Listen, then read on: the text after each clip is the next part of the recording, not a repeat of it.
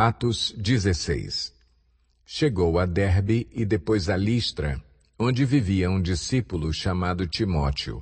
Sua mãe era uma judia convertida e seu pai era grego. Os irmãos de Listra e Icônio davam bom testemunho dele. Paulo, querendo levá-lo na viagem, circuncidou-o por causa dos judeus que viviam naquela região, pois todos sabiam que seu pai era grego.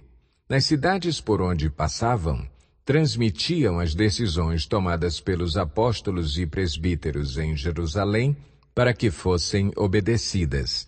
Assim, as igrejas eram fortalecidas na fé e cresciam em número cada dia.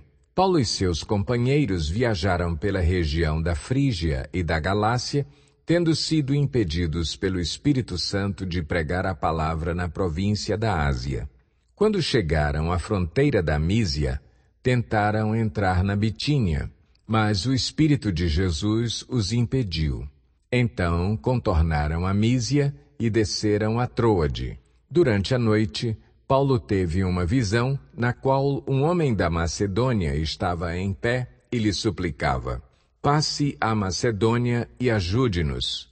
Depois que Paulo teve essa visão, preparamo-nos imediatamente para partir para a Macedônia, concluindo que Deus nos tinha chamado para lhes pregar o Evangelho. Partindo de Troade, navegamos diretamente para Samotrácia e, no dia seguinte, para Neápolis. Dali partimos para Filipos, na Macedônia, que é colônia romana e a principal cidade daquele distrito. Ali ficamos vários dias. No sábado, saímos da cidade e fomos para a beira do rio, onde esperávamos encontrar um lugar de oração. Sentamo-nos e começamos a conversar com as mulheres que haviam se reunido ali. Uma das que ouviam era uma mulher temente a Deus chamada Lídia, vendedora de tecido de púrpura, da cidade de Tiatira. O Senhor abriu seu coração para atender à mensagem de Paulo. Tendo sido batizada, bem como os de sua casa, ela nos convidou, dizendo: se os senhores me consideram uma crente no Senhor, venham ficar em minha casa. E nos convenceu. Certo dia, indo nós para o lugar de oração, encontramos uma escrava que tinha um espírito pelo qual predizia o futuro. Ela ganhava muito dinheiro para os seus senhores com adivinhações. Essa moça seguia a Paulo e a nós, gritando: estes homens são servos do Deus Altíssimo e lhes anunciam o caminho da salvação. Ela continuou fazendo isso por muitos dias. Finalmente, Paulo ficou indignado, voltou-se e disse ao Espírito: em nome de Jesus Cristo, eu lhe ordeno que saia dela. No mesmo instante, o Espírito a deixou. Percebendo que a sua esperança de lucro tinha se acabado, os donos da escrava agarraram Paulo e Silas e os arrastaram para a praça principal diante das autoridades e, levando-os aos magistrados, disseram: estes homens são judeus e estão perturbando a nossa cidade, propagando costumes que a nós, romanos, não é permitido aceitar nem praticar. A multidão ajuntou-se contra Paulo e Silas e os magistrados ordenaram que se lhes tirassem as roupas e fossem açoitados. Depois de serem severamente açoitados, foram lançados na prisão. O carcereiro recebeu instrução para vigiá-los com cuidado. Tendo recebido tais ordens, ele os lançou no cárcere interior e lhes prendeu os pés no tronco. Por volta da meia-noite, Paulo e Silas estavam orando e cantando hinos a Deus. Os outros presos os ouviam. De repente, houve um terremoto tão violento que os alicerces da prisão foram abalados. Imediatamente, todas as portas se abriram e as correntes de todos se soltaram.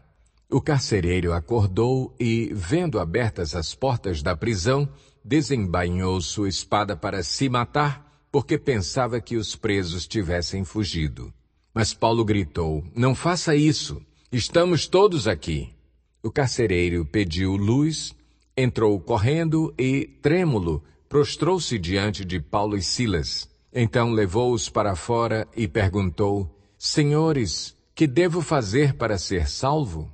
Eles responderam, creia no Senhor Jesus e serão salvos você e os de sua casa. E pregaram a palavra de Deus a ele e a todos os de sua casa. Naquela mesma hora da noite, o carcereiro lavou as feridas deles. Em seguida, ele e todos os seus foram batizados. Então os levou para a sua casa, serviu-lhes uma refeição e, com todos os de sua casa, alegrou-se muito por haver crido em Deus.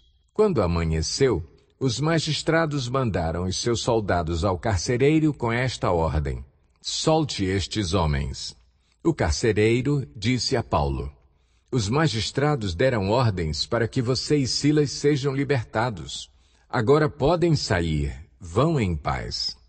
Mas Paulo disse aos soldados: sendo nós cidadãos romanos, eles nos açoitaram publicamente, sem processo formal, e nos lançaram na prisão. E agora querem livrar-se de nós secretamente? Não.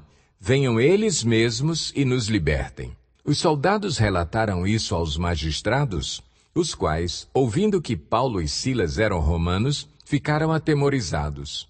Vieram para se desculpar diante deles e, conduzindo-os para fora da prisão, pediram-lhes que saíssem da cidade. Depois de saírem da prisão, Paulo e Silas foram à casa de Lídia, onde se encontraram com os irmãos e os encorajaram. E então partiram.